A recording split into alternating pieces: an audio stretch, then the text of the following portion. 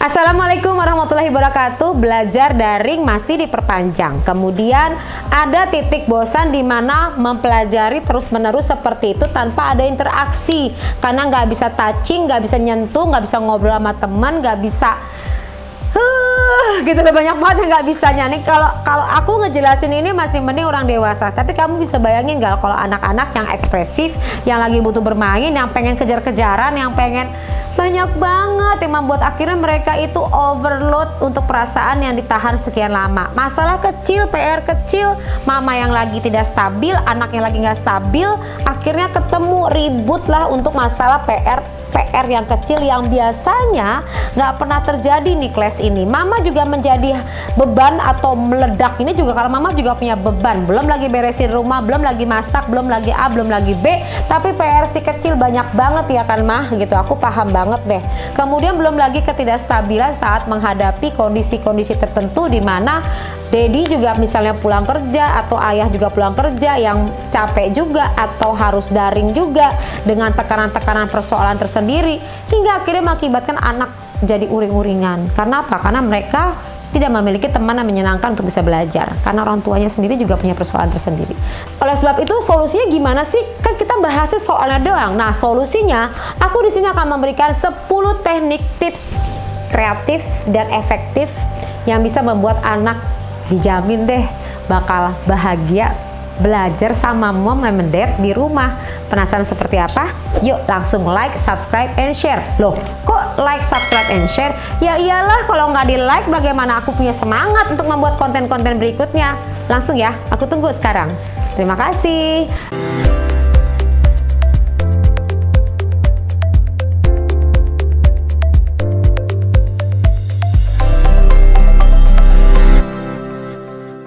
Langsung masuk pembahasannya 10 teknik kreatif membuat anak menyukai belajar daring di rumah. Yang pertama, belajar jangan hanya melalui buku dan internet. Nah, itu seperti apa sih penjelasannya? Jadi gini loh, kalau misalnya anak-anak ini hanya dari buku semata-mata dibaca, kemudian dari searching dari internet, itu akan mengakibatkan anak-anak mengalami sebuah titik kebosanan. Lalu apa yang harus dilakukan?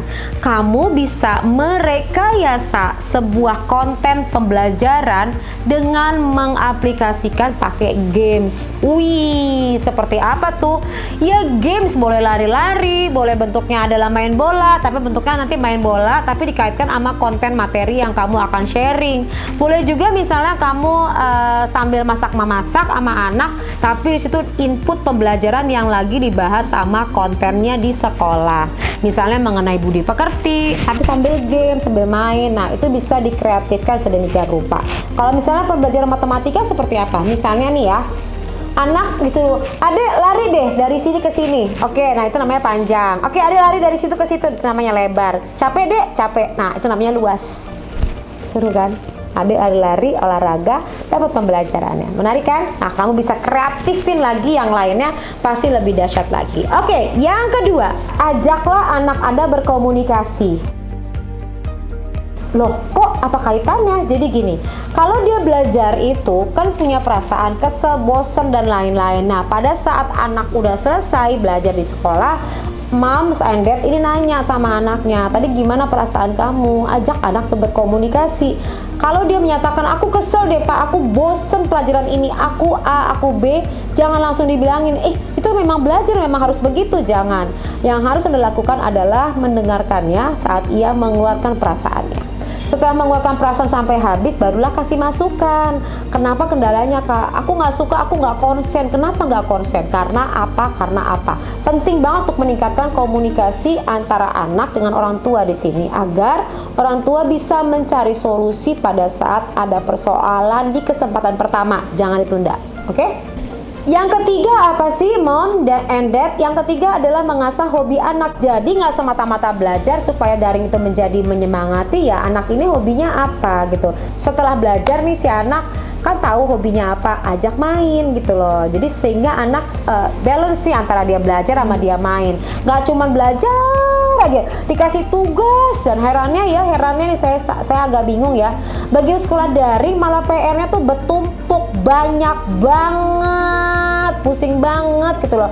Si anak tuh udah overload. Kamu lihat deh video-video yang lain deh, banyak tuh anak sampai nangis-nangis, ada yang sampai bikin surat sampai ngomong buat Pak Menteri ya, Pak Menteri, ada tuh videonya. Online dan tugas yang menumpuk. Itu sampai sedemikian overloadnya loh. Makanya anak harus ketahui hobinya agar abis dia belajar kasih main gitu loh. Tapi mainnya itu adalah sesuai sama hobinya. Kalau anak senang basket gimana? Ya udah main basket. Kamu kasih kesempatan dia main basket. Yang masih jauh-jauh kan depan rumah misalnya bisa. Atau ya tadi ya, mungkin dia senang dengan merangkai bunga atau senang melukis. Itu sebagai solusi juga. Jadi anak senang dengan belajar daring. Oke, yang keempat. Yang keempat adalah mengajari anak hal-hal yang baru. Dan itu dilibatkan dengan perasaan yang bahagia. Jadi jangan dimarahin. Ayo nyuci piring, ayo enggak gitu loh caranya. Jadi kamu mau nggak bantuin mama? Mama mau nari nih, nari tapi sambil nyapu. Kamu mau ikutan mama nggak? Nah, mamanya nari nih, anaknya ikutan. Di situ mama bisa sambil nari, sambil ngedance, sambil tiktokan ya, gitu kan. Bisa ngajarin anak tentang cara nyapu yang bener. Atau misalnya ajarin anak mencuci piring. Itu kan hal-hal yang menarik yang buat anak ya, sambil cuci piring, sambil nyanyi-nyanyi, sambil joget-joget. Tapi yang jelas dilakukan dengan perasaan yang bahagia ya, Mom. Jangan dimarahin lagi. Nanti kalau dimarahin ya makin udah belajarnya juga membuat ia tertekan, ditambah lagi dengan PR tugas-tugas rumah lagi makin tertekan. Nyuci baju bareng-bareng atau sikat sepatunya. Nah, itu kan menarik. Rapiin kamar juga hal yang menarik, mendekorasi kamar juga hal yang menarik.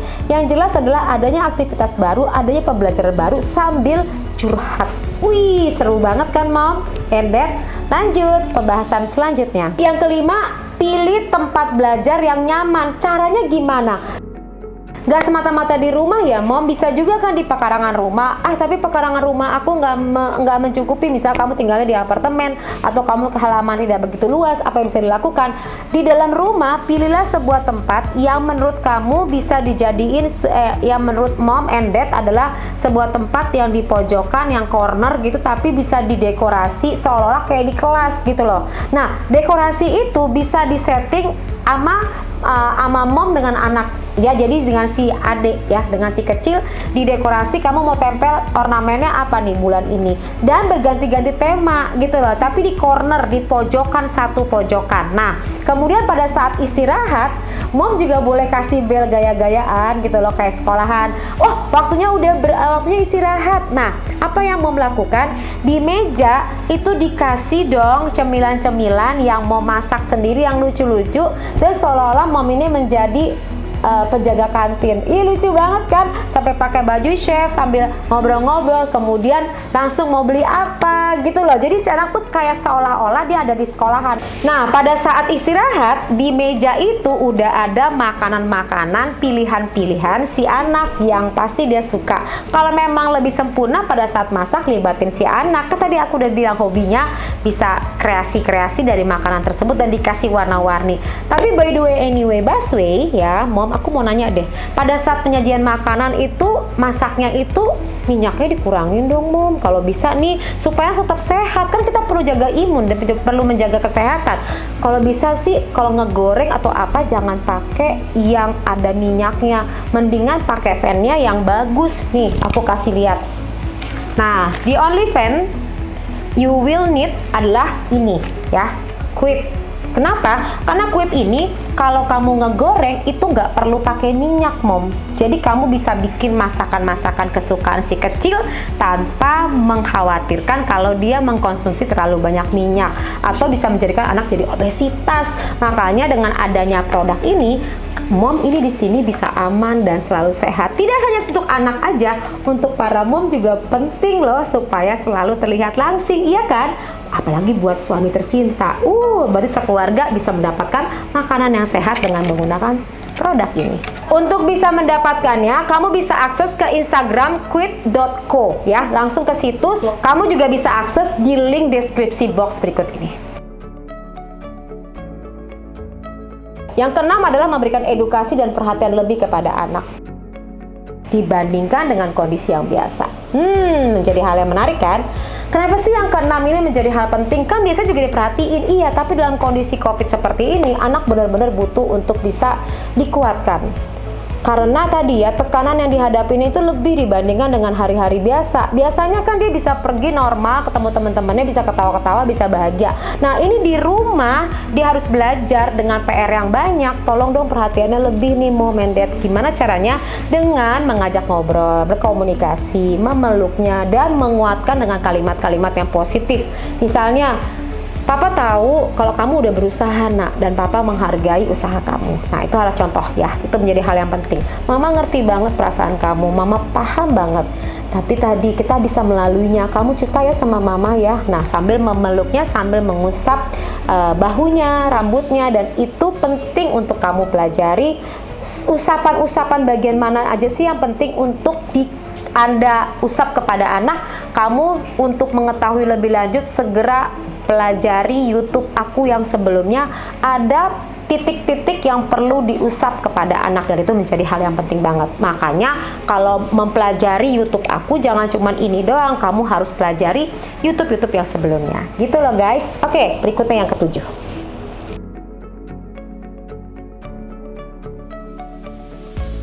Yang ketujuh adalah menonton video pembelajaran bersama-sama dengan anak dan lalu mendiskusikannya. Ini penting banget sih para ibu ya, para bunda, ayah, untuk sama-sama mengetahui apa sih persoalan si anak. Misalnya anak lagi disuruh tonton, kemudian menganalisa. Nah, kadang-kadang daya analisa anak terbatas di mana dia lagi uring-uringan, ngerti gak sih? Sedangkan deadline tugasnya tuh banyak banget. Nah, apa yang harus dilakukan? Nonton deh. Nonton kontennya apa, kemudian ajak dialog dan diskusi. Berikan pertanyaan-pertanyaan yang terbuka sehingga mengakibatkan si anak itu berpikir kreatif. Pertanyaan terbuka itu seperti apa sih?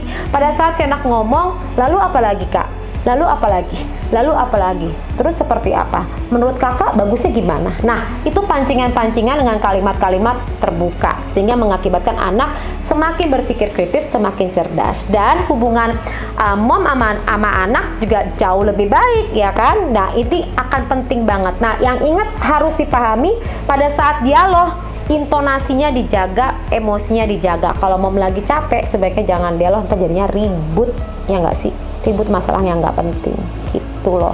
Makanya sebelum ngajarin anak, penting banget nih semua ibu-ibu yang nonton ini, semua ayah-ayah yang nonton ini, kamu sebelum mengajar anak, relaksasi dulu deh. Relaksasinya gimana sih? Kan aku punya persoalannya banyak. Tenang, lihat YouTube aku, bagaimana melepaskan emosi khusus untuk para mom. Tapi kalau para ayah gimana? Tenang, lihat YouTube aku yang membahas mengenai peningkatan imunitas tubuh. Lengkap ya. Tapi mama dad punya masalah, tenang.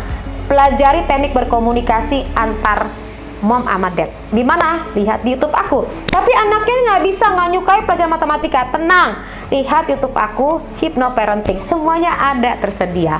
Oke, yang kedelapan. Yang kedelapan adalah membuat agenda kreatif bersama anak selama masa pandemik. Agenda kreatifnya seperti apa sih?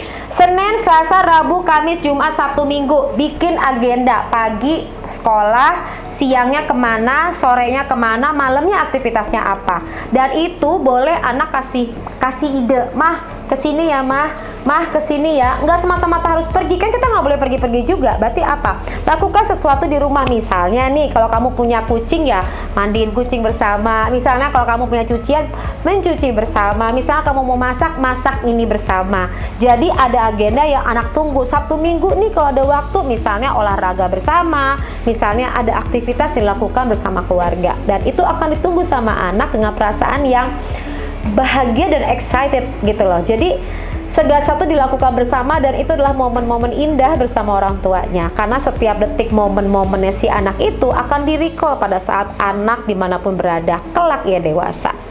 Ini kita nikmati dan kita enjoy peristiwa-peristiwa yang ada bersama keluarga kita, bukan begitu? Oke, yang kesembilan.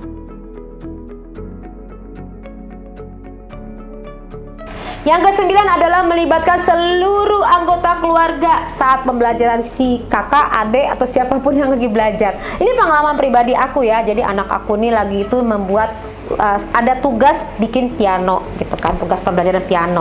Nah, karena ia tidak, artinya bingung dengan nada dan intonasinya, akhirnya dan dia nggak submit juga ke gurunya. Akhirnya apa yang kita lakukan?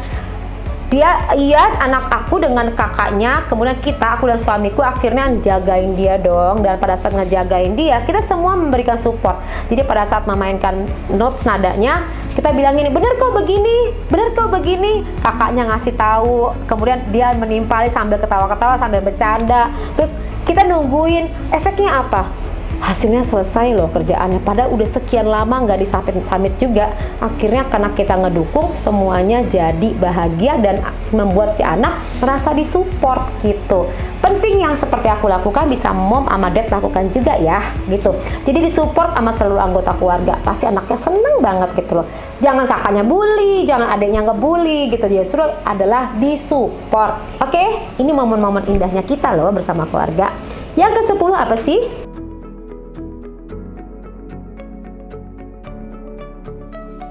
Yang ke-10, nah ini penting banget nih dan seru banget, belajar sambil dengerin musik. Wah, itu seperti apa sih? Jadi musik itu kan akan menenangkan si anak. Musik itu juga akan membuat lebih rileks. Nah, nyalain deh tuh musik-musik klasik misalnya. Jangan musik yang kenceng-kenceng, jangan musik yang memekakan kuping.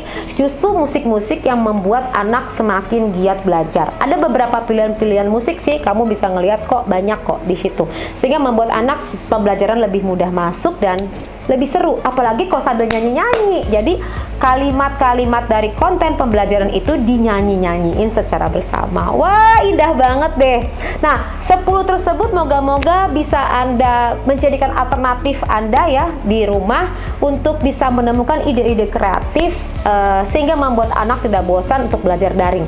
Kita masih ada ke depan beberapa bulan lagi ya, masih sekolah di rumah. Jadi mom jangan give up, tetap semangat, tetap menjadi orang tua yang keren. Dan kalau ada masalah kesel, aku juga paham karena aku juga orang tua, kesel kadang-kadang overload, apa yang dilakukan? Rilis emosinya dengan mendengarkan relaksasi dari aku. Selamat berjuang semuanya, tetap sehat, tetap semangat, dan tetap happy ya. Salam buat anggota keluarga semuanya. Assalamualaikum warahmatullahi wabarakatuh.